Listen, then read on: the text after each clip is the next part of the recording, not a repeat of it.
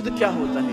آپ حضرات کو معلوم ہے، لیکن اس کی ایک انتہائی مختصر جامع معنی فقہی تعریف کیا ہوتا ہے؟ سود کی سیدھی تعریف کی جائے تو وہ یہ ہے فضل الخالی عن العوض، وہ زیادتی جس کے مقابلے میں کوئی بدل نہیں آ رہا۔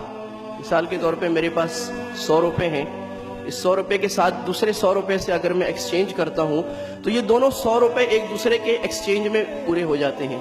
لیکن اگر ایک طرف 100 روپے ہے، دوسری طرف 100 روپے اور 100 روپے یعنی 200 روپے ہو جاتا ہے، تو یہ جو دوسرا 100 روپے ہے یہ بغیر عوض کے جا رہا ہے، ایکسچینج نہیں ہے، اس کے آگے کنسیڈریشن نہیں ہے۔ تو ایسی زیادتی جس کے مقابلے میں کوئی چیز نہ ہو وہ خالی عن العوض یعنی وہ سود میں آ جاتی ہے۔ اسی کی مثال لے لیجئے کہ یہ ایک مائک ہے، بالکل اسی طرح کا ایک مائک جس میں کوئی فرق نہ ہو، اسپیسیفیکیشن میں، کوالٹی میں، ہر چیز میں ایک ہو۔ ان دونوں مائک کو اگر بیچا جائے گا تو وہ دونوں صحیح ہوں گے، لیکن اگر ایک مائک 1000 کا بیچا جائے، اس کے مقابلے میں دوسرا مائک اس کے بدلے میں 2000 کا دیا جائے، تو یہ ایک ایسی زیادتی ہے جس کے بدل میں کوئی چیز نہیں آ رہی، اس کے اگینسٹ آپ کیا چیز دے رہے ہیں۔ ایک اور تعریف جو حدیث میں بھی ہے اور فقہاء نے اس کو لیا ہے کہ کل قرض جر نفعا، ہر ایسا وہ قرض جس کے مقابلے میں نفع لیا جائے، قرض دے کر نفع لیا جائے، وہ سود ٹھہر جاتا ہے۔ اس میں اصل جو حرام ٹھہرے گا وہ تو وہی نفع ہوگا کہ جس میں مالیاتی نفع ہو۔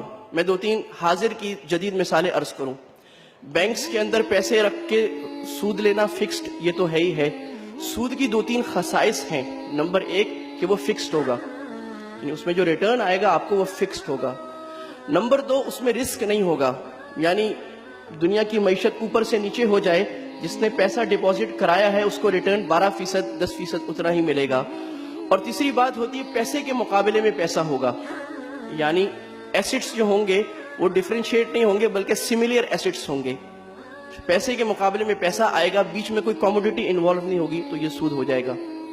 ایک مثال لیں، مثال کے طور پر میرے پاس کریڈٹ کارڈ ہے، کریڈٹ کارڈ میں نے چارج کیا، میرے پاس بل آیا 1 لاکھ روپے کا، اس کو میں نے ڈیفر کر دیا، پے نہیں کیا، تو مجھے سود لگ جائے گا 1,05,000 روپے۔